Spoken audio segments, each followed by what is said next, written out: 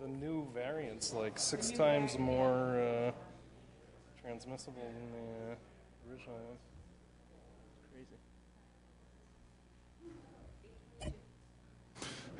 Good evening. It's about 7 p.m. We're going to begin our work session, but prior to that, we have a few interviews. First, we have an interview for the Economic Development Committee. Michael, come on up. Oh, sorry, the microphone right here.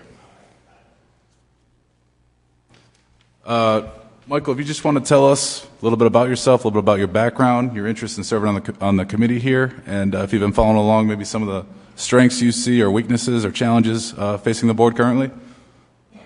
Great, thank you. Thank you for putting me first. So we moved here 5 years ago, and we retired here 3 years ago. My wife was a nurse at South County, and I was working for a large software company. We had been vacationing here for probably dozens of years, and we came to like the place. And when we decided it was time to get the retirement house, we ended up choosing South Kingstown and moving here. And during the retirement, things were great for a little while, and I've kind of run out of things to do at this point. But I've been following the local politics and government, volunteered for a few things. My wife and I gave COVID shots to people, and I've gotten involved with my fraternity and stuff. So I've just got a lot of time on my hands, and I've got 40 years of business experience that I think could be helpful to the town and to me. Excellent, Michael. Any questions for Michael? Do you have any ideas about how you could bring some different economic development to the community?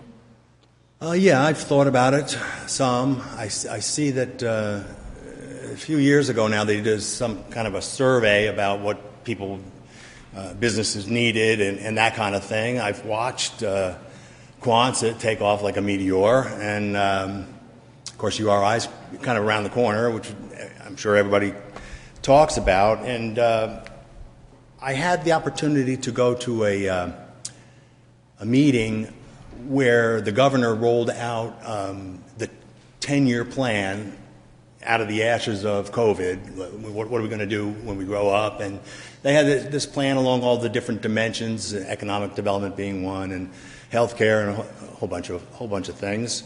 And I think that it is the right idea. Things are such a shambles, and there's been so many difficulties and challenges these days that we're small and nimble. We can do a lot of things, and we can be at the forefront of climate change, for example. We've got wind turbines out there in Block Island, the first ones that on the offshore United States. We've got the coastline. We've got the marine access, ocean access, all those things that I think will put us in a good shape. I notice also, the companies are locating to Rhode Island because it's a better quality of life and better cost of living, and the not Century Bank, Citizens Bank did that, and Fidelity's done that, and so there's a role for us here in that pile of things there. Yeah. Thank you. Thank you. Any other questions for Michael? All right, Michael, thank you for volunteering here. We hope to make a decision relatively soon, so you should find out, but we appreciate you stepping up. Okay, great. Thank you. Next, we have Elizabeth Karp being interviewed for the Planning Board.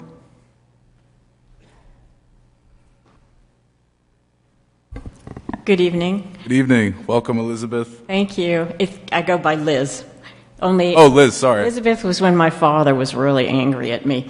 So Liz is much more appropriate. Okay. First of all, I want to thank you for the opportunity to come and interview here with you.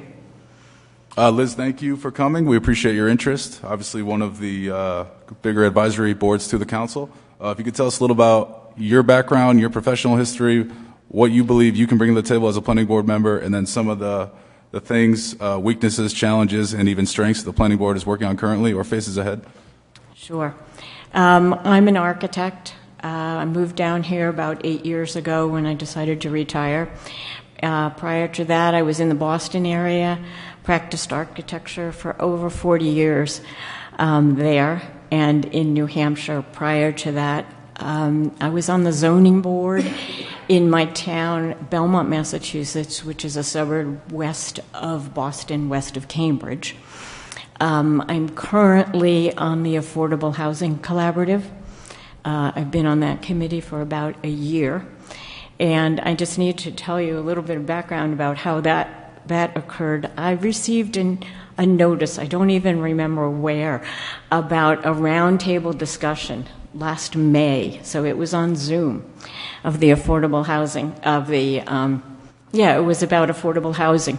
And I had not been involved in the politics here at all. I'm very involved in my synagogue and very involved helping my daughter and my grandchildren. But I went online and I listened to that, and what struck me, and I talked to the woman, I can't remember her name right now, at the Johnny Cake Center, who was on the discussion.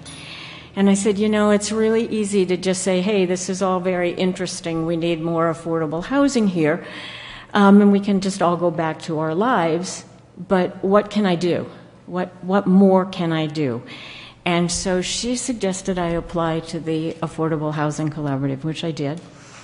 Like I said, I've been there about a year. I feel like I'm just kind of getting up to speed now. It's very different than anything I've done before.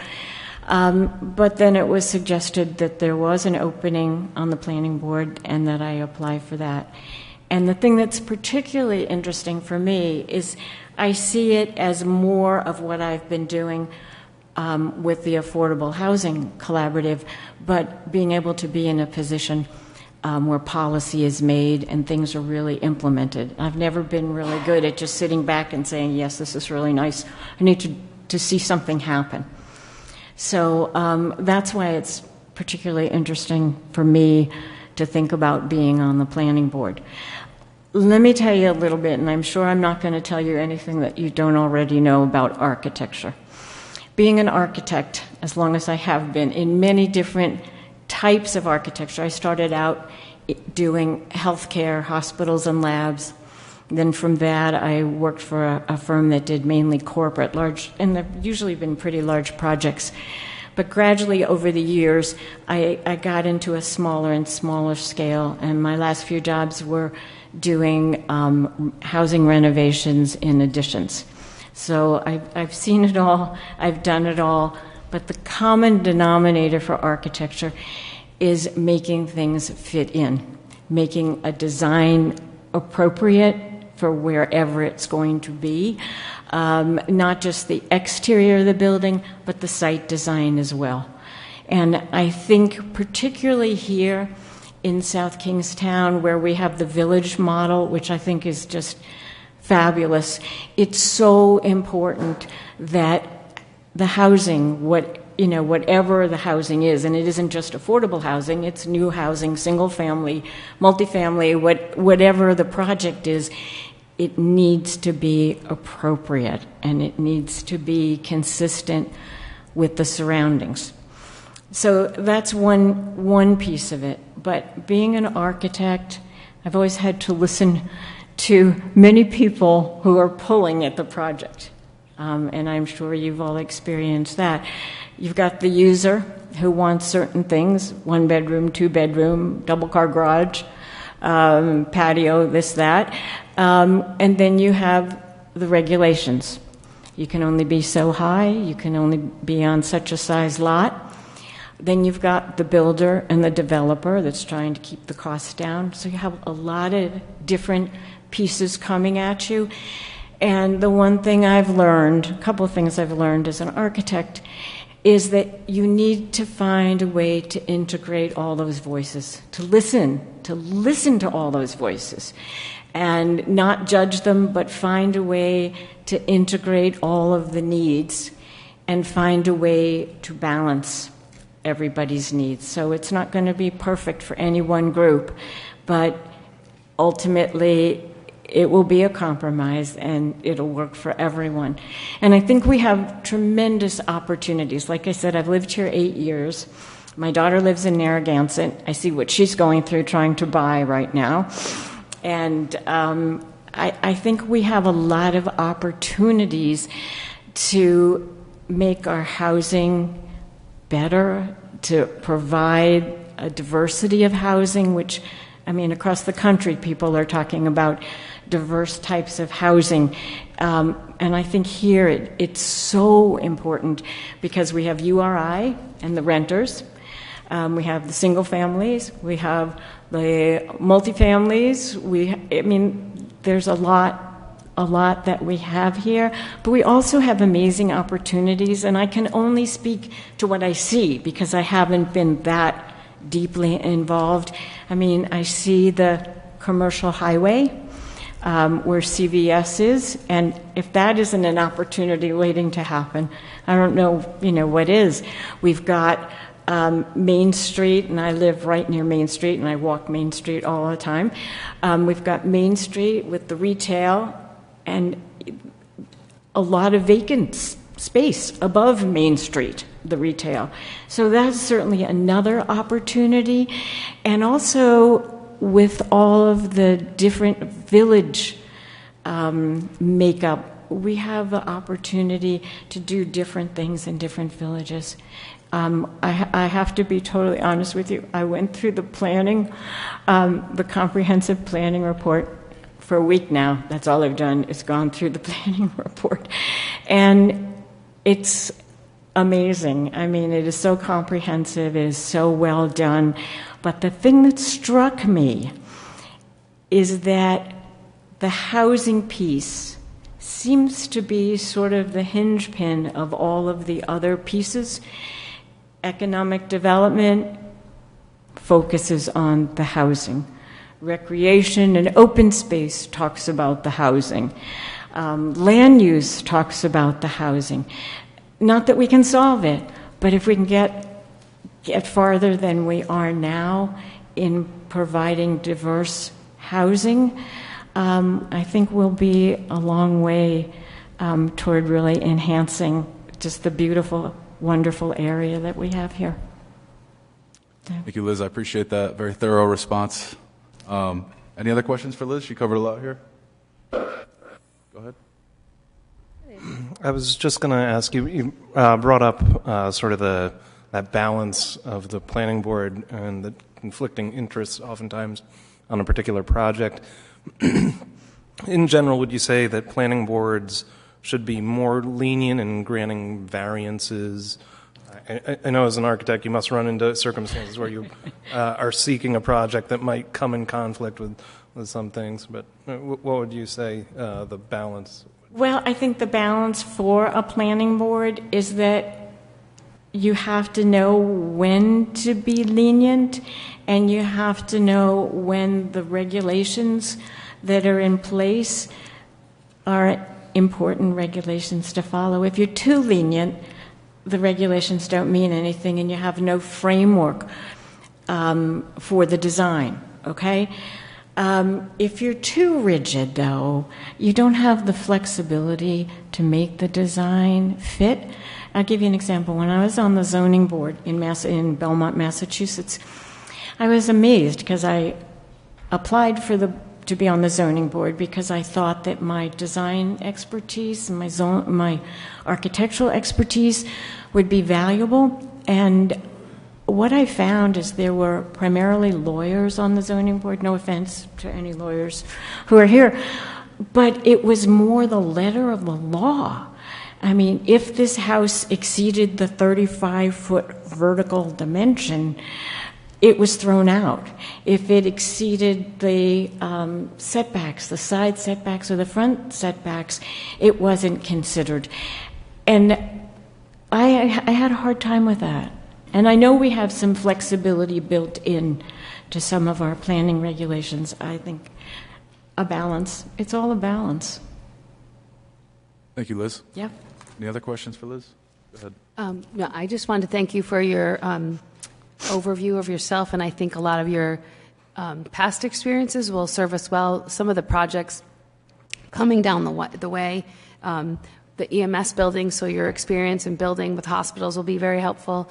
Obviously, South County Hospital would like to expand and do some stuff, so I appreciate that you sort of come with that background, like when you said you from big to small, and also just recreational marijuana. If that passes by the community, then the planning board would recommend where and how it could be zoned. So I think there's a lot of projects and policy that needs to be done, and I think you could bring that forward. And I also wanted to recognize how you recognize the competing forces and seem to calmly try to bring consensus. And I think if you watch some of the planning boards, people get upset, they don't understand, or people are advocating. So I think you would be a great voice. So thank you for coming and stepping up. It's not unnoticed what you bring and what you could bring. Thank you. Thank you very much. Right, thank you, Liz. Thank you for your time. Thank you for your interest, and you should find out relatively soon. Thank you. All right, it's going to bring us to the agenda. Jim. Thank you, Council President. I will go over the, and I'll go over the agenda that we have for this evening. Under licenses,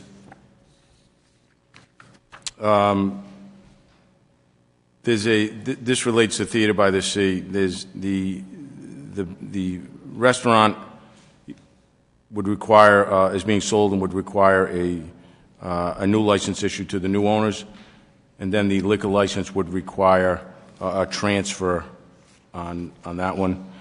That's A. B is a new owner of a restaurant.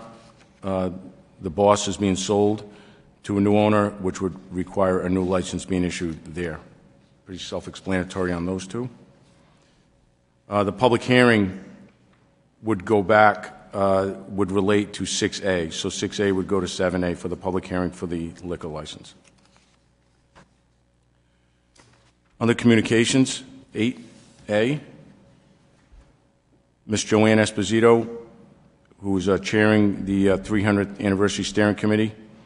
I met with that committee. I'm very impressed with the work they've done. They are requesting that do a presentation to update the council, and the recommendation I would have is for Ms. Esposito to give me a status report, and we could schedule that for late summer, early fall. So this way we could space it out just a little bit. I know we have a lot of stuff coming up this summer. Under 8B, there's a consent agenda that I do feel compelled to brief you on and just bring you up to date what that's all about. The general manager of Ram Point Marina, Ms. Rebecca Schmid, has written a letter to the council, and I've met with her at least twice. The request is that when the new owners of the Ram Point Marina currently have 2 separate leases on that property right now. One is a 30-year lease for the major part of the dock space that was negotiated in 2021. The rest is a 14 slip right along Marina Park. Their request is that it all be lumped into one 30-year lease. To be quite honest with you, I picked it up and put it down about 6 times on my desk and looking at what the benefit the town could have by with this, and that's something I'm still studying. So I'm respectfully requesting that it be brought back to me and I could brief the council further once I have most of the facts. Once I have a few more, I'll meet with the general manager one more time, and then I'll brief the council at a later date.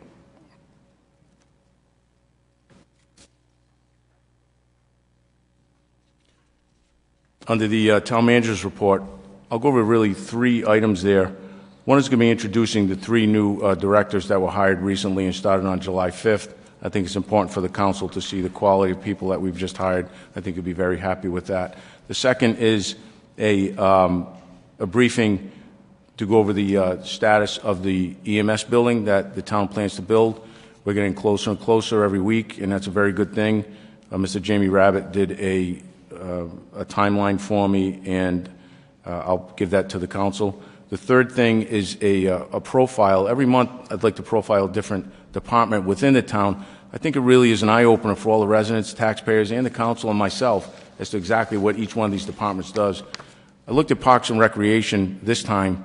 Last time we did public safety about a month ago, but this one was very applicable because of, you know, the fireworks display and what a great success it was, and the amount of ball fields, courts, and everything we have is, even someone that's lived here for 20-some-odd years like me, it really opened my eyes to exactly just how many things we have, and I'll brief you really quickly on that. You have a copy of that in front of you as well.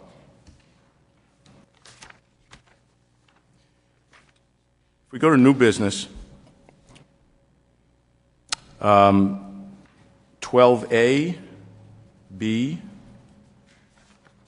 C, and D are all about chemicals that are used for all the different functions in our public services departments.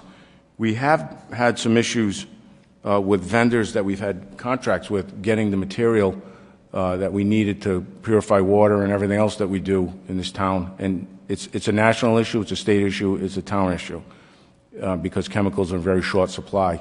We've run into some issues where some of the chemicals were bid at a very low price, and then the contractor said he could not supply them anymore, and the price went up substantially, sometimes tripled or more.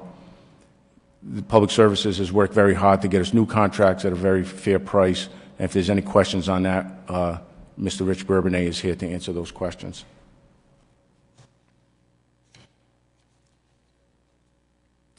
If you go to E,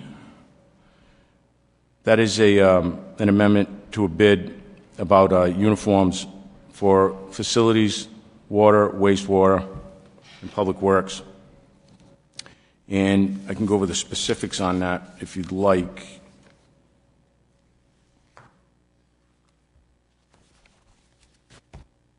Oh, we don't need it at this time, Jim. Okay, it's pretty self-explanatory, and I'll go over that at the meeting if there's any questions for the general meeting. Next is F. It's a pickup truck with a snowplow. Total price is $64,000. That's for the facilities. It would enable the town to continue its plowing program. It's a very heavy-duty truck that I'm sure will have over a decade of use, something that's much needed. Anytime I see a vehicle that we're purchasing, I question it. What's it replacing? How many miles on the old one? Do we need it? How much are we paying for it? And I'm satisfied that we're getting as good a deal in this climate as possible right now for what's going on with the shortage of vehicles. So we have the money available, and I would recommend we do approve that one. G, it's a resolution establishing an annual stipend, $350 for the alternate members of the Canvassing Authority. That's quite a bargain. There's 3 members on that authority with 2 alternates. 3 are required by the state. We have 2 alternates. And the town clerk has advised me that even though this was approved, they have not received this in the past. Is that right? Is that this one or a different one? The alternate members, as you will recall, were newly appointed within the past year, and under state law, they're required to be paid, and we had never set a stipend for them. So this resolution is requesting that we set a stipend. Can I ask a question about that? Just, I don't have any issues with the stipend. I'm just trying to understand all the boards and commissions. If I know last July we increased the planning board from $20 to $40 per meeting. Are there? And I know the zoning board has a stipend associated with it. Are there other boards and commissions? Because I kind of feel like I would like to see all of that in one place, so that you can sort of look at some equity. So this chair is getting $1,000. Is the planning board stipend $1,000? Just trying to understand the big picture. The chairman gets $750 annually. The other 2 full members get $700 annually, and we're proposing half that for the alternate members who attend meetings and will be assisting on election days. Right. I'm not aware, I don't believe that all of the boards receive a stipend. Right. Can you provide us, at a subsequent time, not right now, a listing of all the boards and members who receive compensation for serving on said boards? Just a listing so we can see which ones receive compensation, which ones don't, and how much they get? We had talked. That's easy to compile, right? That's not like a burdensome request here, is I it? will confer with Luke about that. I believe that the Assessment Board of Review, the Zoning Board, and the Planning Board, if I'm not mistaken, are the only boards that actually receive a stipend for attending meetings. Is that correct, Luke? Okay. You can just. Excellent. Thank you. Thank you, Luke. Thank you, So, Susan. but so, if we pass this resolution, the chair of the canvassing authority increases to 1,000. What does that? I'm also requesting the annual stipend for the clerk of the canvassing authority be increased to 1,000. That's you? Oh. I didn't know who that was. I thought it was the canvassing authority chair. It's you. Gotcha. There's a stipend required for the clerk as well under the state law, and that has been at $515 annually since before 2000, and the responsibilities and the time have increased greatly. I'm glad I asked because I was confused. I thought Christine Chapman was. Okay, no problem. Thank you. Thank you. Go ahead, Jim. J is this relates to the Marina Park boat ramp that we all know about right across from the hospital. It's probably one of the most widely used public boat ramps in all South County. It's not been upgraded in many, many years. It needs a lot of repair. It needs to be replaced, not repaired. So that number initially I thought sounded a little high. Looking into it, it was very appropriate, the number. There's a lot of work, including dredging and a lot of stuff that has to be planned, permitted, and then devised so that it would come out properly. I want to tell you that ramp, and speaking with Parks and Rec Director Terry Murphy, that ramp, as we all know, construction prices have skyrocketed. So we initially budgeted about $300,000 for that. It's gone up substantially over $500,000. That's what we're estimating at this point. It needs total reconstruction. They've looked at the best practices of what type. It's going to be those big cement blocks that are put down after it's dredged and so forth. So we've reached out to Rhode Island DEM to assist the town with possibly some grants, either federal or state, to help us. I'm meeting with them. They're looking into it. We should have an answer with that in a couple of weeks. Because it's used not only for just boating, but for fishing, a lot of recreation, commercial fishing as well as recreational fishing, and hunters use it as well to go out in the dead of winter on the pond, hunt ducks, that DEM is pretty enthusiastic that they might be able to provide some help for us.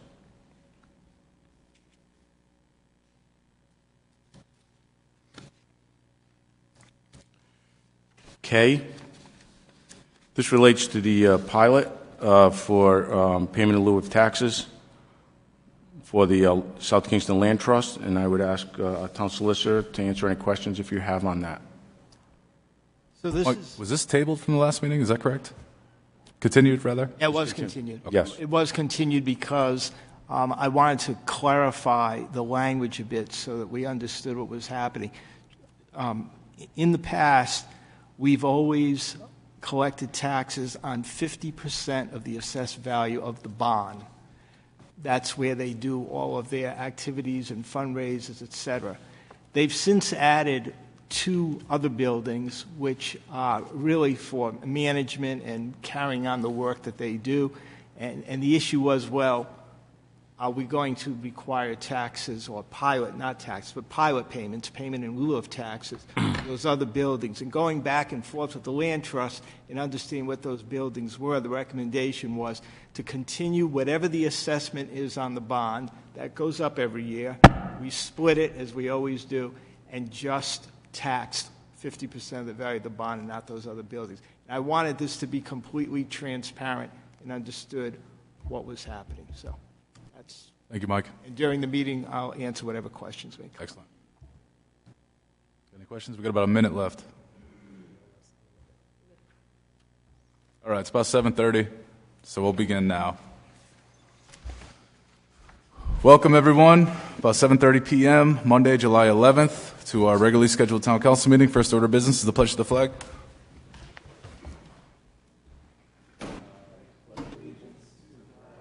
Of the United States of America.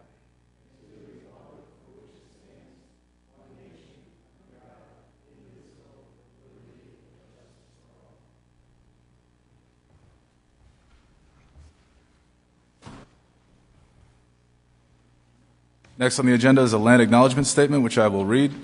The town of South Kingstown pays homage to the indigenous people and land on which the town is now located.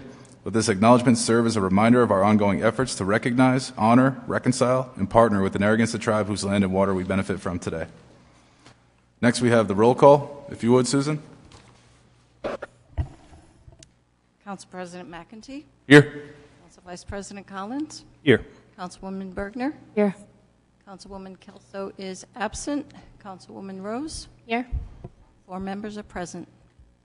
Thank you. It's going to bring us to item 4, approval of minutes of previous meetings. Motion to approve 4A and B. Second. We have a motion and a second. Any discussion? Anyone opposed? All right, that motion passes. It's going to bring us to 5, consent agenda. Motion to approve the consent agenda. Second. We have a motion and a second. Any discussion? Anyone opposed? All right, that motion passes. It's going to bring us to 6, licenses. A is a resolution granting victualling, dance, and tourist accommodation licenses to Bravo by the Sea, LLC, of Wakefield, Rhode Island, subject to approval by the fire chief. Application by Jeffrey Quinlan, member. Jeffrey, if you're here, come on up to the microphone. Good evening, members of the council. Welcome, Jeff. Thank you. You just want to tell us what's going on here? Sure, absolutely. Jeff Quinlan, 1220 Ives Road, Warwick, Rhode Island, applicant for the transfer of licenses at Theater by the Sea, well, the restaurant space at Theater by the Sea. We were approached by Bill Haney, the owner-operator of the theater, late spring when their prior operator opted out of their tenancy. And we've been working hand in hand with Sue to get our ducks in a row to appear before you tonight. We intend on continuing a lot of the programming that the prior operation did, largely serving theater guests by way of concessions and day of and night of meals for the guests coming on property. Our big picture plan for the site is to make it not only an option for guests of the theater, but also dining consumers as well on a regular basis. We hope to include the outdoor lawn as part of our operations once we get our feet on the ground there. And we really are looking forward to working with Mr. Haney at the theater and the town for a long-lasting relationship at the site. Excellent, excellent. Any questions for Jeff?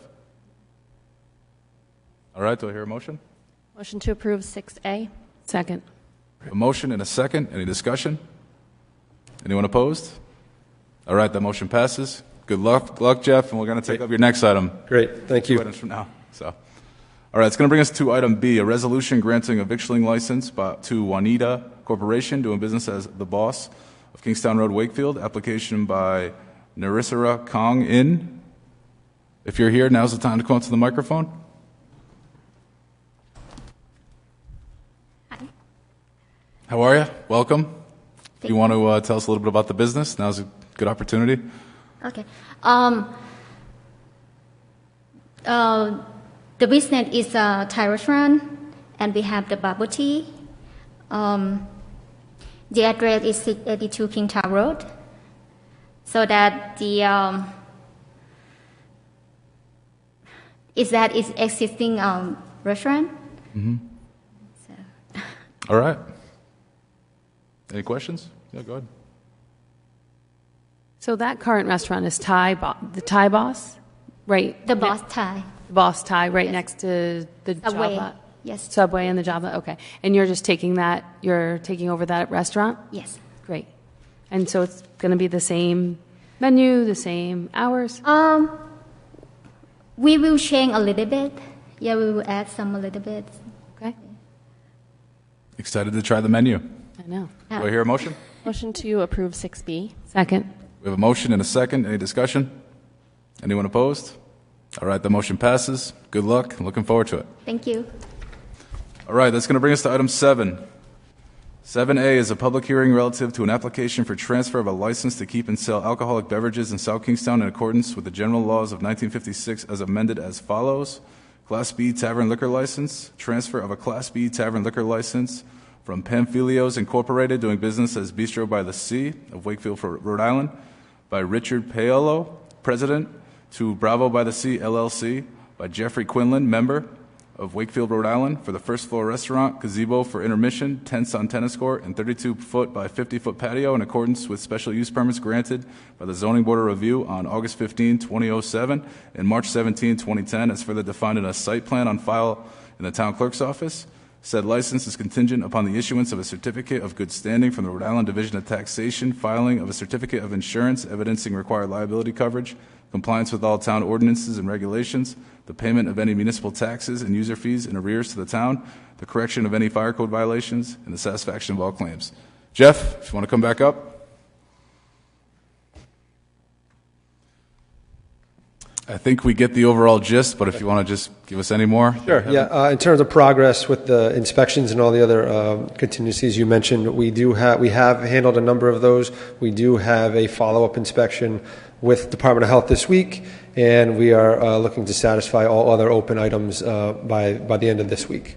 Excellent. And when do you plan to sort of open up? Well, that's the million-dollar question, right? We have a private event this weekend, a small birthday gathering for my mother, 70th birthday. After that, we're looking to open to the general public for the following weekend as a full launch. Great. Excellent. All right, so this is a public hearing. So now we're going to give an opportunity for the public to come up and speak. If anyone has any interest in coming up to speak on this matter, now's the time to come up. We just ask that you identify yourself before you speak, so come on up. That's specific to this item. But seeing none, do I hear a motion to close the public hearing? Motion to close the public hearing. Second. We have a motion, a second. Any discussion? Anyone opposed? All right, the public hearing is now closed. Do I hear a motion on 7A? Motion to approve item 7A. Second. We have a motion and a second. Any discussion? Anyone opposed? All right, that motion passes. Jeff, good luck, and we're looking forward to trying. All right, that's going to bring us to item 8, communications. 8A is an email dated June 22, 2022 from Joanne Esposito requesting to present an update on the 300th anniversary steering committee's plans for the town's upcoming anniversary next year. We talked a little bit about this in the work session. So we did talk about it in the work session.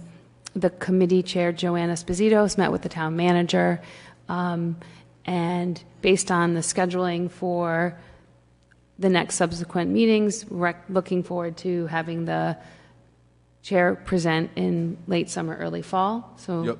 So specifically. So the menu, the choices of meetings, August 22nd, September 12th, or do we want to keep going? Well, I think we'd like to. Susan, go ahead. Oh, we don't have that's on the thing, but you don't really meet then. I think we'd like to receive. Refer to town manager? Yes, that's what we'd like to do here. So motion to refer item 8A to the town manager. Second. We have a motion and a second. Any discussion? I'll discuss a little bit just to clarify. We'd like her to provide a status update to Jim, and then upon receiving that, we'll assess when is a good time, late summer or fall, to come to the meeting for a presentation. Anyone opposed? All right, that motion passes. That's going to bring us to item 9, comments from interested citizens. There's a man in the... So we just ask that you please identify your name before you speak. We're going to limit you to 5 minutes, and feel free to talk about whatever you have on your mind. Thank you. Good evening. My name is Tom Russell. I'm a member of the Board of Directors of the Sagatucket Homeowners Association. This is my 4th time talking to addressing the council, and I'd like to refresh its memory regarding issues the HOA has had with Robert Odell, who owns property at 72 Sophia Court. Fundamentally, he converted this three-bedroom home to a multi-family housing. No permits, no nothing.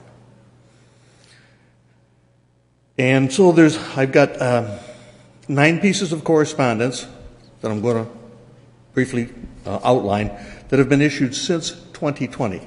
Now, this problem has gone back before 2017. 1, January 2nd, Wayne Pyramidal, who was then the chief building officer, sent a letter to Mr. Odell requiring building permits, permits of licensed workers, plan specs be submitted to the town for the work to be performed, approvals from DEM and our HOA, to increase sewage flows since we have a shared community septic system. Licensed structural engineers had to verify with the compliance with codes. Bedrooms must have all proper egress. At least 2 did not. Apartment buildings such as this require 60,000 square feet. This property has 10,000 square feet for the whole site itself. Therefore, a variance was needed, and it also indicated that there would be a $500 a day per violation for noncompliance. I have no idea how much fees have been assessed. I suspect maybe none, but don't know. 15 months later, number 2, on April 7th, 2020, Mr. Odell has a Craigslist posting for a room available in his 5-bedroom residence. 3, May 17th, 21. Steve Hartley, president of the Glennet-Sagatucket Homeowners Association, sent an email to Jamie Gorman, currently the chief building officer, requesting publicly available correspondence between the town and Mr. Odell. May 27th, 10 days later, Mr. Gorman issued a notice of building code and ordinance violation to Mr. Odell, stating that 72 Sophia Court is being advertised as a 5-bedroom rooming house, and the dwelling is approved for only 3 bedrooms, prohibits the taking of boarders or renting of individual rooms to individuals within a single-family dwelling, and the use of the building as a rooming house must cease immediately. A month later, June 1st, 2021, an email from Mr. Odell to Mr. Gorman said, "I don't have anybody renting individual rooms." He may have 5 people in one room or 8 people. I don't know. So it's the wording that he uses is what's very confusing. The following month, July, this is number 6, Jamie Gorman emailed Steve Hartley saying that no further enforcement can be provided by this office. 7, December 2nd, 2021. Mr. Hartley emailed Jamie that nothing has changed regarding excessive occupancy.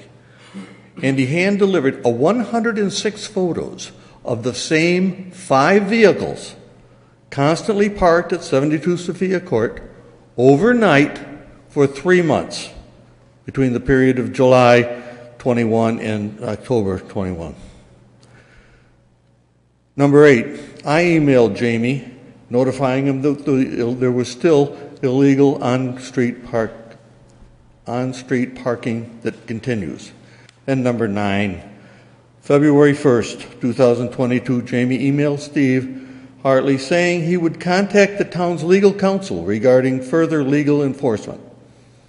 The HOA has no copy of any legal counsel's response. The problem has been ongoing since before 2017. Since then, 2 elderly, over 80 years old, neighbors living next door to Mr. Odell were compelled to move due to the unsafe environment caused by 1, on-street parking. Ambulances, fire, emergency vehicles are unable to navigate around the cars parked in the road. 2, and by the way, coming up here tonight, there were 5 cars there. 3 in the road, 2 in the driveway. Cars being driven across neighbors' yards on multiple occasions to exit the driveway blocked by renters' cars. 3, a drunken renter after midnight intrusion into a neighbor's home occupied by a lady and her 8-year-old niece. Nothing has changed. The HOA is a small 14-home community with very limited resources, $7,000 a year, the majority of which is consumed by landscaping and communal septic system maintenance and some insurance, and therefore leaving insufficient funds to litigate this matter. The town must resolve this matter. What options do we have? Thank you for your attention. Thank you, sir. Appreciate your bringing this to our attention. Do we want to add it as an agenda? item? I would Let's like talk to about it? make a motion to add this to the agenda so we can discuss. And I want to apologize. I'm not familiar with this, so I do want to kind of get some insight here. Second. We got a motion and a second. Any discussion? Anyone opposed? All right, that's added. Mike, take it away. I suggest you allow me to, tomorrow, contact Jamie Gorman, our building official, and find out what this is all about. I'm more than I hear that this has obviously been going on for a while, but I now need to get involved. So. And can we make sure that we follow up with the resident as well? So that We will. We'll he knows follow up. what steps we're taking and when to... Absolutely. I'll make Thank sure you. that's done. If Just not through keep us me, informed, Mike. Through my office, we will follow up, I assure you, and I will also give you a report at your next council meeting. Thank you. Sir, I hope that helps a bit. Thank you for coming and telling us all this, because I took notes as fast as I could on the situation. This is the first that I've ever heard anything about this as well. So if it's been going on for 5 years, I'll more. So, so I do want to apologize that this has been a terrible experience for you. Oh, sir, come up. You can come up. You can come up, because did we get his name? Tom Russell. Tom Russell. I'd be happy to stay after the meeting if anybody wants to do a sidebar to bring up to speed on. You can also email us any information, and our email addresses, if that's all electronic. Yeah, most of the stuff that we've sent, We council have has prior to 2020, because I was sending emails to him, to their office. But I'm saying if anybody wanted a little bit more background, more thorough, I'd be happy to stay left for the meeting. Thank you. So, and then if we could just, in general, understand the rooming house, for lack of a better word, is there an ordinance? What's the process? Because my understanding is that there are some other things in the works in other areas of the town where people are trying to create rooming houses for URI students. And what recourse do we have in terms of management? Okay. Is that a question? I'm sorry. That's Our probably to the solicitor table. will look into that. All right. Do recall when Mr. Russell came before us a few years ago, and Wayne was here at that point, and they had provided pictures of some construction going on in the basement level, I believe. I can't remember all the details at this point, but I remember that there was some correspondence between the solicitor's office, I believe, on this matter. It's sad to hear that this guy has been continuing to violate the law. Is this an instance where it'll be helpful to have a municipal court? Is that going to be helpful in enforcing? That's been a goal of the town for years, and that would be an incredibly perfect example of how we could address something like this immediately, within 30 days, if we had a muni court. So, Excellent. that doesn't mean, in the meantime, we do have the district court. It's just a much longer process. Jim?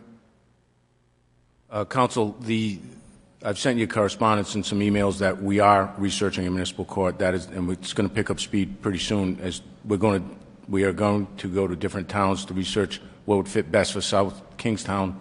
Also, a rental registration, which Town of Westerly and Narragansett currently has. This issue that this gentleman brought to your attention is going to become increasingly worse as our prices go up, and especially with Narragansett nearby that has a large rental history with students, and they're now going to be spilling over into neighboring towns. So it didn't happen overnight, I don't think it'll be solved overnight, but we're going to put this on a fast track as fast as we can.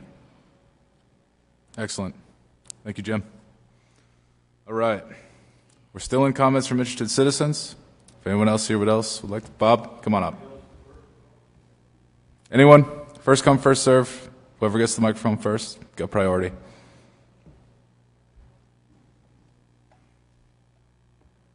Bob Traeger, Succotash Road. I thought I must come in and make an appearance every time I get a chance, so I came over today. I have some good news. I shot 3 pars today. I haven't been playing golf for a while, so I was very proud of myself. I also caught a 5-pounder. But those kinds of good news is not the one that I really think is really good news. And I happened to be watching C-SPAN a few minutes before I come over, before the news hour came on, and I actually heard 4 people on a panel, 1 Secretary of State and all the others directly involved with election integrity, and the name of the topic was election integrity and democracy. And I think I've already said a few words about that a couple of times. Well, there's no way you could say enough words about it, so I'm not going to. But the point is that I got an uplift, but I don't get an uplift too much when I'm watching the news lately.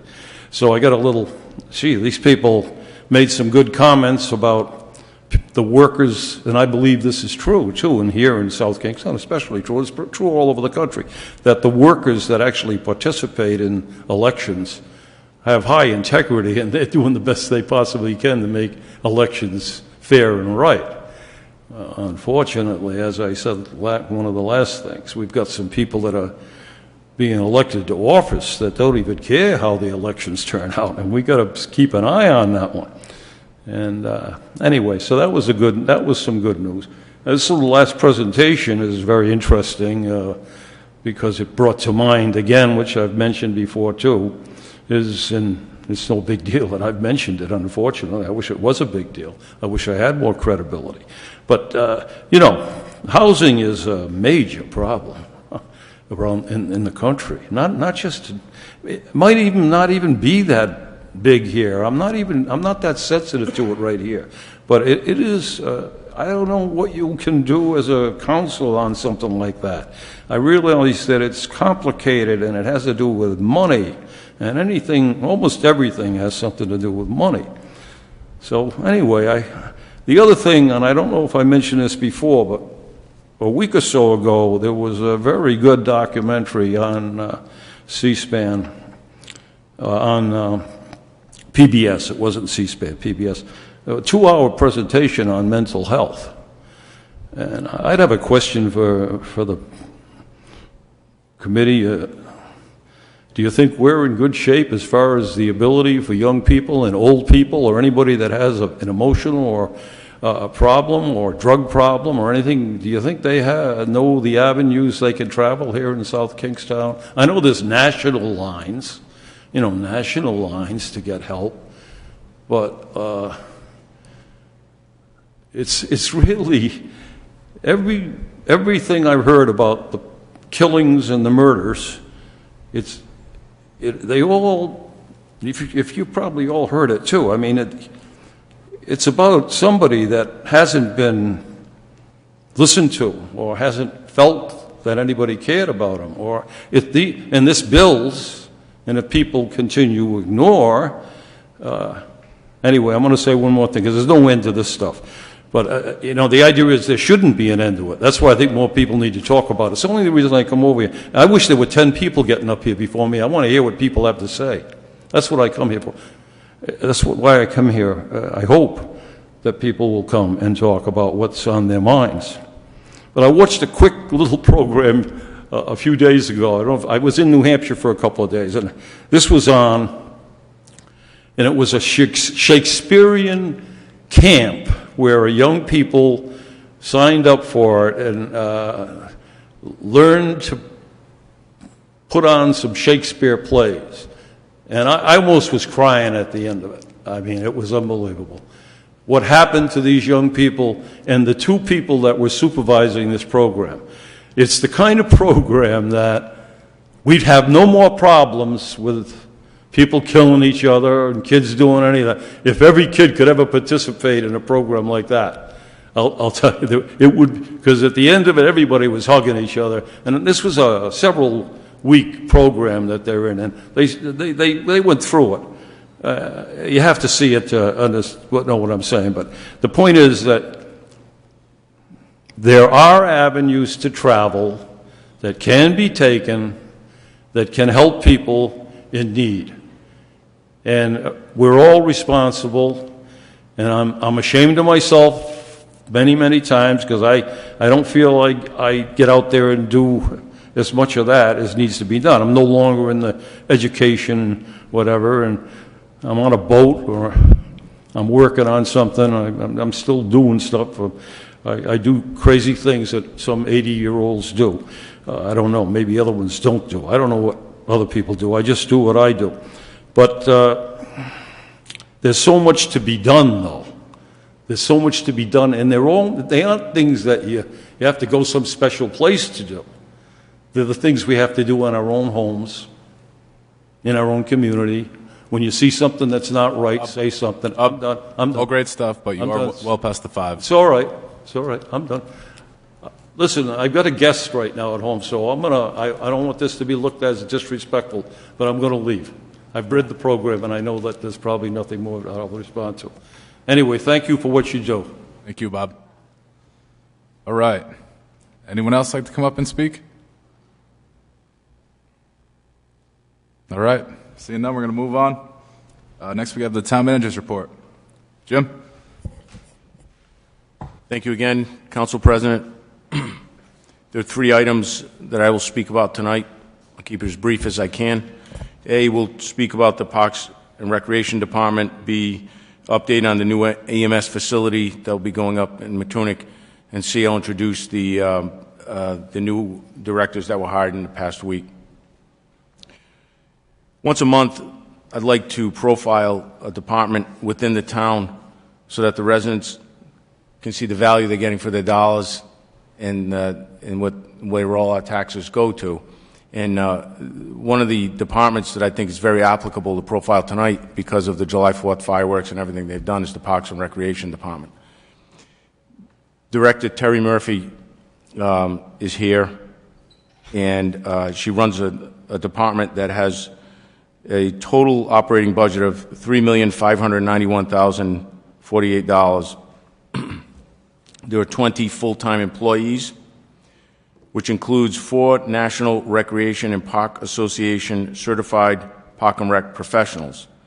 There are only 12 in the state of Rhode Island, 4 here in South Kingstown. And there's only 1 National Recreation and Park Association executive anywhere in the state, and that is our director, Terry. 20 full-time employees, 18 part-time employees, and 40 seasonal employees, which fluctuates. And then we have independent contractors for various things throughout mostly in the summer, 20 to 50 of those. So what are our indoor facilities? We have the Neighborhood Guild, the Recreation Center, the Tri-Pond Nature Center, the Peacedale Office Building, Stepping Stone Preschool, Main Street Comfort Station, and Meeting Room.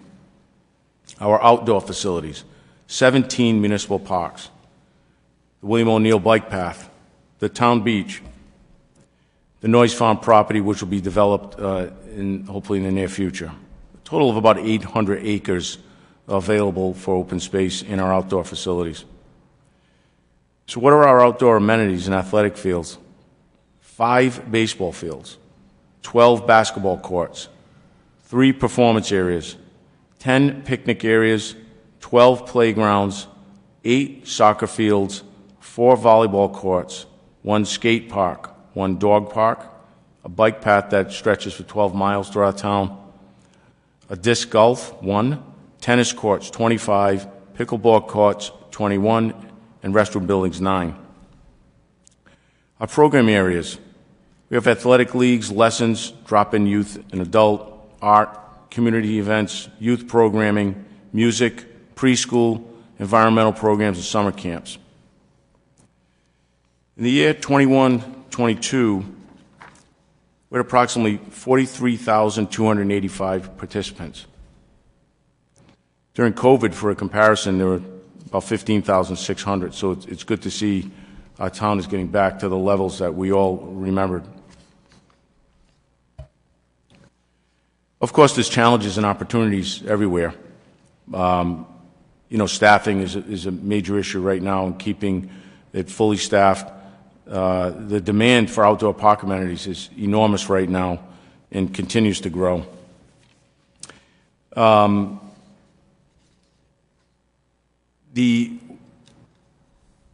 There's a breakdown in finances which really interested me in how we fund our Parks and Rec division.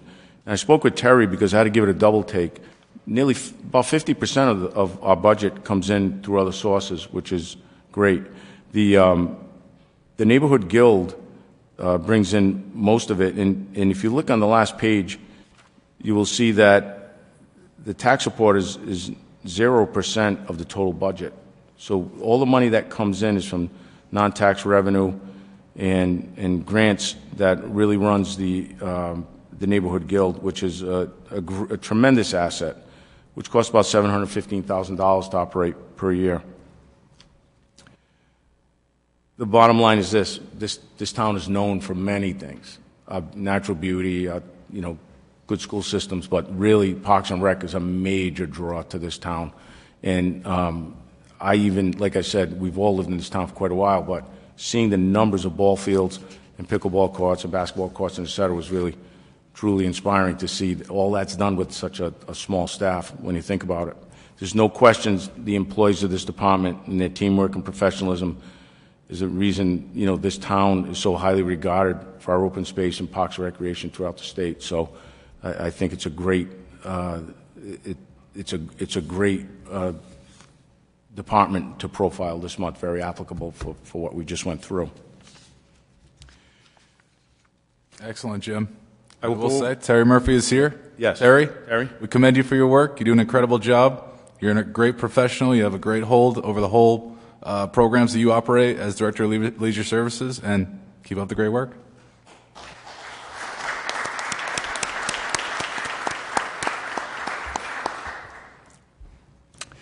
The second item that I will speak about is the Emergency Medical Services Facility, the EMS building, that the town has been working on for several months now. I asked the Director of Planning, James Rabbit, to just give me a timeline. So what I will tell you, without getting a specific date, we're very close to the acquisition of this property.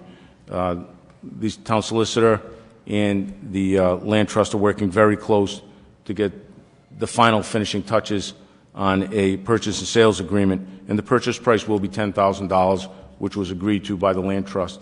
I think that's a tremendous piece of property to get for such a reasonable price. Very appreciative to the land trust for offering that to us.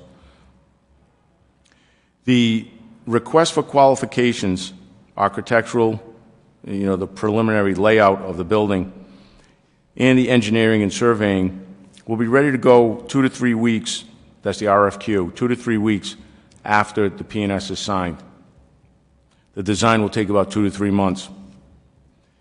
The permitting with the state and town will take about 3 to 6 additional months, which would include rezoning the property to government institutional, add language to existing zoning regulations associated with allowed uses with the zone and dimensional requirements, Rhode Island DOT, Rhode Island DEM, and the zoning review and approval. We currently have in rescue plan money about $1.1 million put aside for the build-out of that facility. I'm meeting with Senator Reid's chief of staff on Wednesday evening to discuss with him some possible federal grant money to assist the town with either the purchase of vehicles or to assist us and help defray the cost in other areas. Senator Reid has been very instrumental in providing the municipalities with huge support in these areas. For Narragansett, they purchased a $940,000 fire truck, a ladder truck, about 6 years ago, a patrol boat for $400,000, and on. So I'm very hopeful that this also this assistance would be continued in South Kingston. Hopefully, can get some matching grants to help us with this much-needed EMS facility. Last thing on my town manager report, we'll end on a very high note. So we introduced Chief Moynihan last week, 2 weeks ago, a great addition to the town of South Kingstown. He's a resident of South Kingston, as we spoke about. There's 3 additional employees that were hired that I'd like to introduce to you tonight, because I'm very excited to have each one of them here, and you'll understand why. So the first one is Mr. Brian Sylvia, who's our new finance director. Could you come up, please?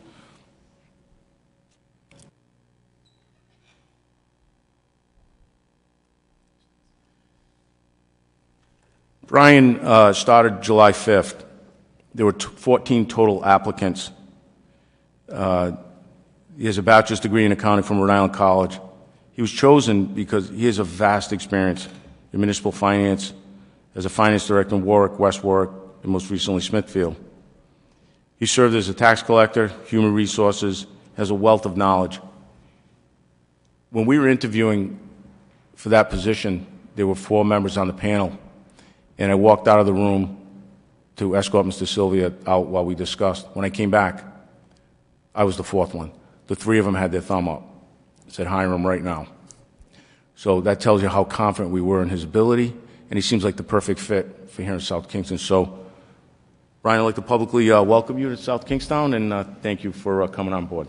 Thank you. If you'd like to say a few words to the council? Yes, now's please. the time. Good evening. I just wanted to thank the town manager and his entire staff.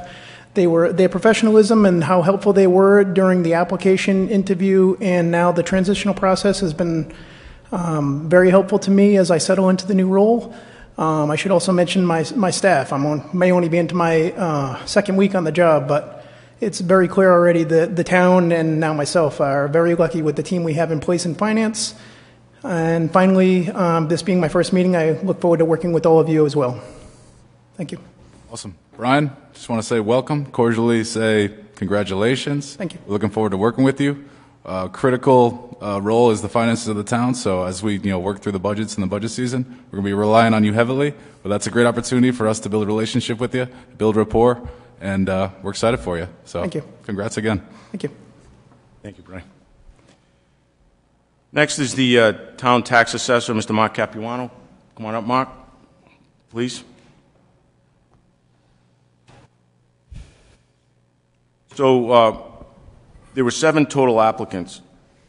This position is extremely tough to fill for anyone in the state, and it's because I was told it was they use the term dying profession, but I don't know if that's really appropriate. Because it's just a tough position because of the way things have changed and what the skill set is needed now to find a good tax assessor. So we interviewed Mr. Capuano on a couple of occasions. We lured him here from Cranston. I sat next to the mayor of Cranston recently at a League of Cities and Towns. He leaned over to me and said, "You got a good one." So he was very happy for Mark. Mark has a bachelor's degree in investments from Babson College. He's a Rhode Island certified assessor. Recently served with Cranston as their assessor for 3.5 years, and he has a wealth of experience in both public and private with over 20 years in the financial services industry. Came highly recommended from his supervisors in Cranston, and once again, we're very, very happy to have Mark on board. So, Mark, would you like to say anything to the council? Yes, thank you very much. I just want to thank Town Manager Manny, his staff, Director Murray. It's been an amazing experience just from the very first interview, the entire process. And I have to say, even just my first day, everybody here at Town Hall, it was a big change for me. It was a big decision. I was born in Cranston, grew up in Cranston, so I really love that city. But just the feeling and the vibe that I received just coming here and interviewing, and even just coming to Town Hall my first time for my first interview, it was life-changing, actually, because you don't really know that, scenery and and kind of atmospheres like this exist anymore, being in the public sector, the private sector, and even being self-employed. So I really do appreciate this opportunity.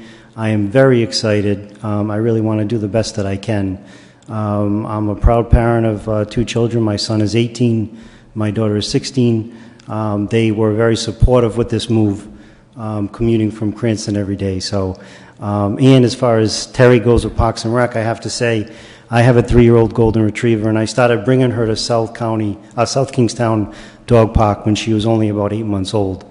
So me and my daughter would take the trip, and always clean. People are always friendly, but we come all the way from Cranston just to go to that dog park. So really great experience all around.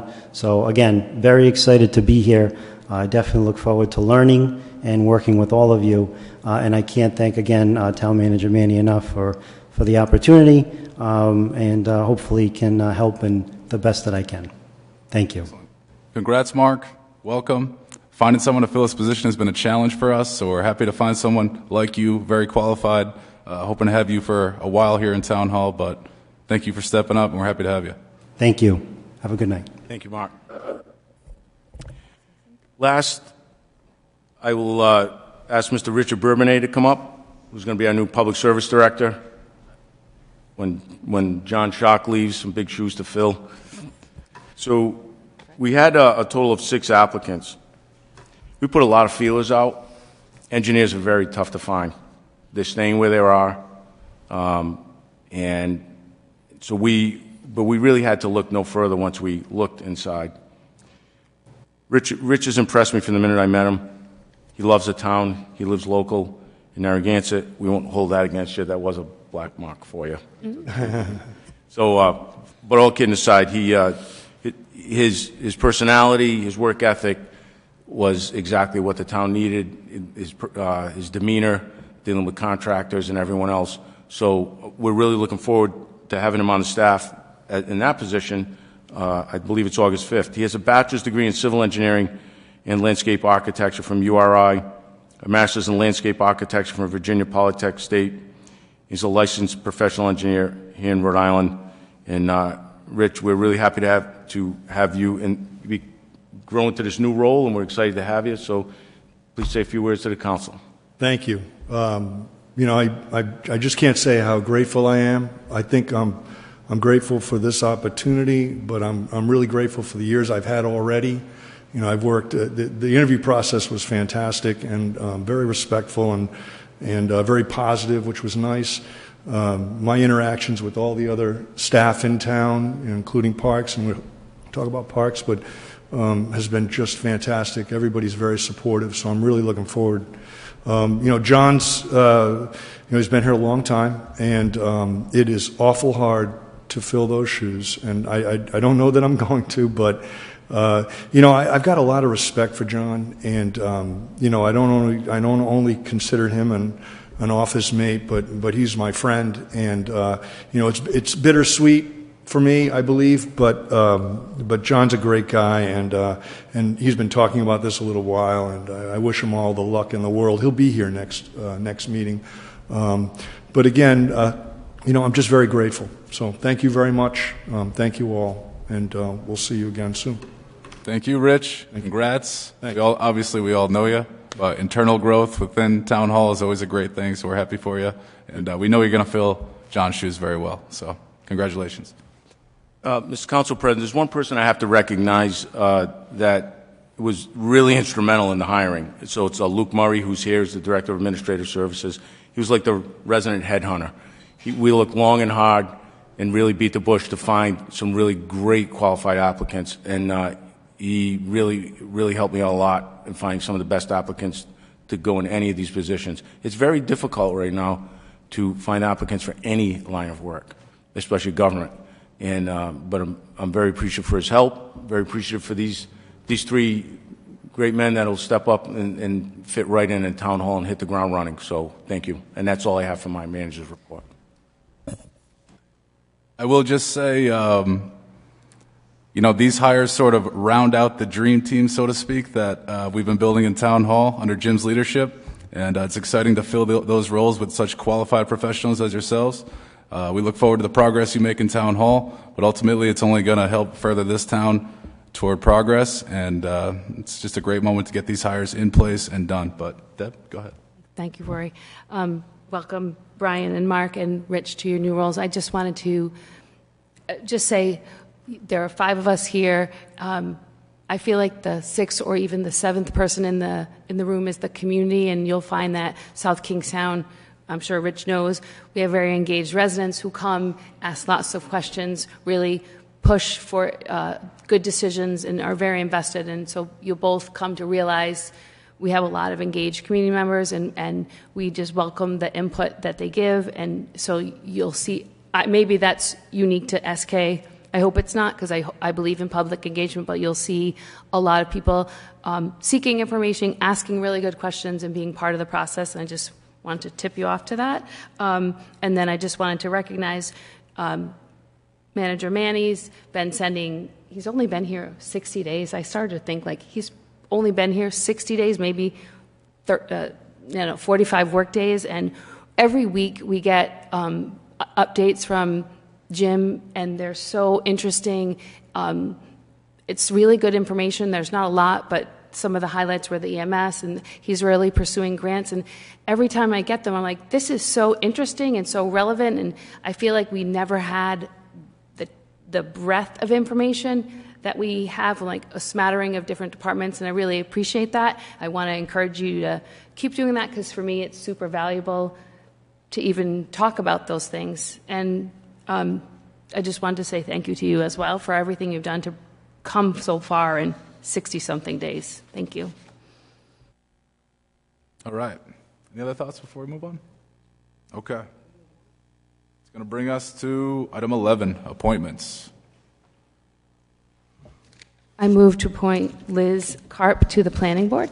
Second. We have a motion and a second. Any discussion? I have some discussion here. Do we want to wait for our 5th member here to make a decision on this appointment? Or do we want to move forward? Any thoughts on that? I'd like to move forward. Forward.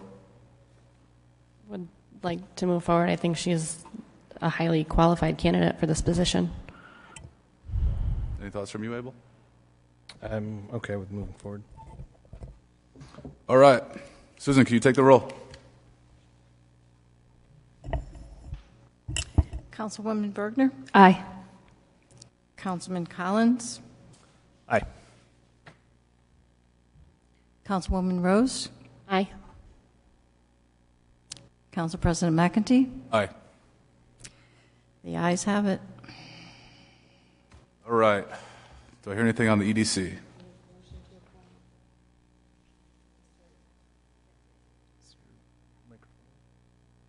Is it Gagas? Gagas. Motion to appoint Mr. Gagas to the EDC. Second. A motion and a second. Any discussion? Anyone opposed? That motion passes. All right, that's going to bring us to new business, item 12A. A resolution authorizing an award of bid to Univar Solutions of Morrisville, Pennsylvania for sodium bisulfite at the unit bid price of $2.199 per gallon, and as further described in a memorandum from the Public Services Director to the Town Manager dated July 1, 2022. I'd like to make a motion to bundle items 12A, B, C, and D and for approval. Well, second. All right, we got a motion and a second. Any discussion? I didn't know we could ever do that, so why? You absolutely can do that, and usually it's mentioned during the work session if you can bundle together. They're all on the agenda, so they've been on the agenda for the public to look at well before the 48-hour time frame. So, and that's just when they all have to do with the same thing, right? Like we can't just bundle any items together. It's just if they have similar impacts. All right. Anyone opposed? No. All right, that passes.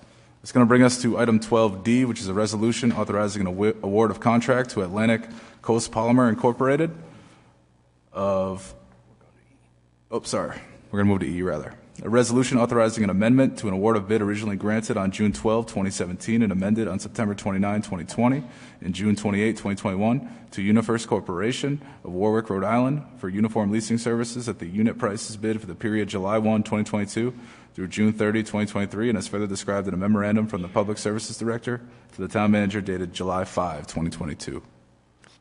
Motion to approve 12E. We have a motion and a second. Any discussion? Anyone opposed? All right, that motion passes. It's going to bring us to item F, which is a resolution authorizing an award of bid to Liberty Chevrolet of Wakefield, Massachusetts, for the purchase of one 2022-23 Chevrolet Silverado 3500 pickup truck with snowplow in accordance with all bid specifications at an amount not to exceed $64,306, and as further described in a memorandum from the Facility Superintendent to the Town Manager dated July 6, 2022. Motion to approve 12F. Second. We have a motion and a second. Any discussion? Anyone opposed?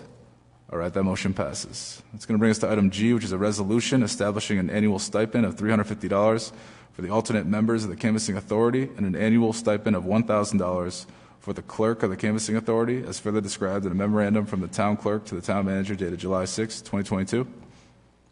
Do we just want to go over this one more time? I know we did it quickly in the work session, but in case anybody wasn't tuned in at that point, that it didn't really exist, but it's something that the state requires. So. Yep. Susan or Mike, can you just sort of brief us on that state law requires us to provide payments to these members, and that's what this item relates to?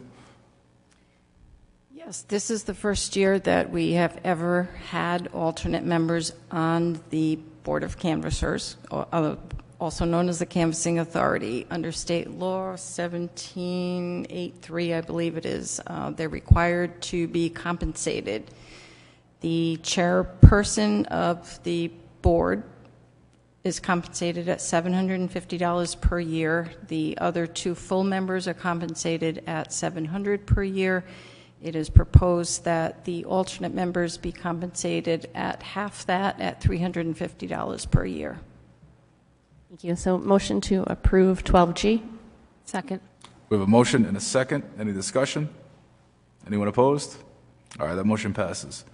It's going to bring us to item J, which is a resolution authorizing an amendment to an award of contract originally granted on April 12, 2021 to GZA Geo Environmental Incorporated of Providence, Rhode Island, for design, permitting, and construction inspection services for the Marina Park Boat Ramp and Town Dock from an amount not to exceed $80,000 to an amount not to exceed $81,200, as further described in a memorandum from the Leisure Services Director to the Town Manager dated July 7, 2022. Motion to approve 12J. Second. We have a motion and a second. Any discussion? Anyone opposed? All right, that motion passes. It's going to bring us to item K, which is a resolution continued from June 27, 2022, authorizing the town manager to execute an individual payment in lieu of tax agreement for fiscal year 2022-2023 with the South Kingstown Land Trust in accordance with the Town Code, Chapter 17, Taxation, Article 4, Property Tax Exemptions and Payment in lieu of Tax Agreements for Charitable Organizations, Section 17-45, authorization and to affirm the policy guidelines and as further described in a memorandum from the Town Solicitor to the Town Council dated July 6, 2022. Mike? A pilot agreement is a payment in lieu of tax agreement for certain charitable organizations within the town. We have had one with the South Kingstown Land Trust for many years. Up until this point, the terms of the agreement included a pilot payments amounting to 1/2 of the assessed value of the bond on the premises. That's obviously the big building off of Matunic Beach Road on Route 1, where they do all their activities, have fundraisers, etc. And since it wasn't used solely for administrative or other purposes, the thought was the pilot would be on that building. Since that time, 2 other buildings, smaller buildings, have been built there. Their use is for the organization, for their offices, for the work that they do, etc. Has nothing to do with the fundraising, etc. So this pilot agreement is proposing that we keep the terms the same going forward, which is as the assessment goes up on the bond, they will continue to pay 50% of that assessment.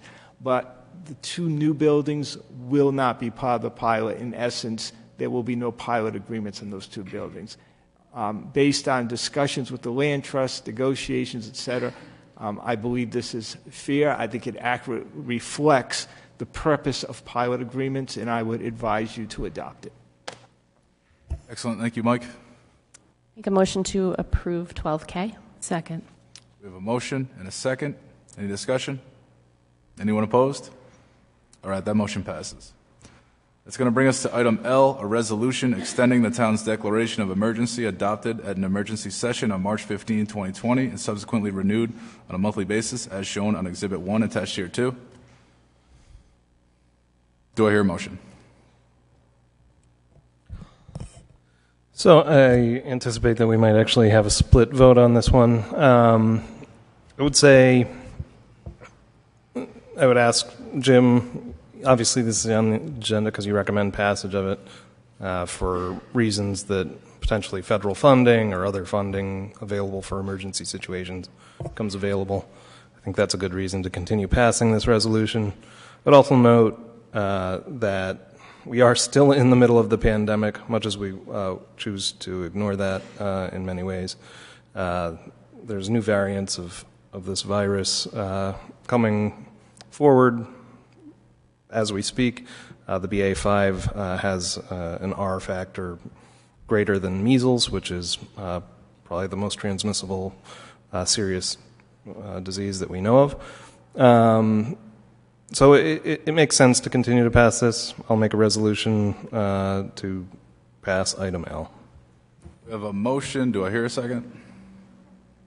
I'll second. I have a question for you, Mike. If this results in a 2-2, what does that mean? It means it doesn't pass. Okay. Susan, would you take the roll? Councilwoman Bergner? Yay. Councilman Collins? Aye. Councilman McEntee? Aye. Councilwoman Rose? Nay. The vote is 2-2. And so it means it doesn't pass, obviously. Could I just ask that you add one quick item to the agenda before you adjourn? It would be the Linda Savastano lawsuit. So moved. Do I hear a second? Second. Second. A motion, second. Any discussion? Anyone opposed? All right, go ahead, Mike. At the end of last week, as threatened in a previous correspondence to the town council, Linda Savastano brought a lawsuit against the school committee and included the town council. I would say 95% of the lawsuit deals with the school committee and her allegation that they breached the contract that the parties agreed to when she left. So most of it is that. However, there is a count in there against the town council and individual council members in official capacities and individual council members in individual capacities with regard to allegations of defamation, statements that were made, also alludes to the report, the investigatory report that my office prepared, basically saying there are items in that report that were defamatory. I just wanted to let you know two things in terms of how we handle this lawsuit. Number one, it gets referred to the Rhode Island Interlocal Trust, who most likely will be providing the town with a defense in this matter. Both the school committee and the town have already referred that, and we're waiting to hear back from the trust on that. Additionally, my office, as I do with all of lawsuits against the town, I work with the trust. As you all know, and maybe the public does or does not know, I work on retainer. So I have a monthly retainer. I take care of all of the town's needs, everything from planning and zoning board meetings, these meetings, all of the work with every single department in town, and handling all the litigation. And again, if it involves the trust, I work with the trust. So there have been some concerns on social media and elsewhere that somehow this might cost the town extra money. That is simply not the case. So I just wanted to get that all on the record. Needless to say, I'll keep you in the public, now that this is a public matter, I'll keep you in the public advised as we move forward. All right. Thank you, Mike. I'll make a motion to adjourn. Second. All right. We have a motion and a second. Any discussion? Anyone opposed? All right. That brings us to the end. Thank you for everyone's time. Have a good night.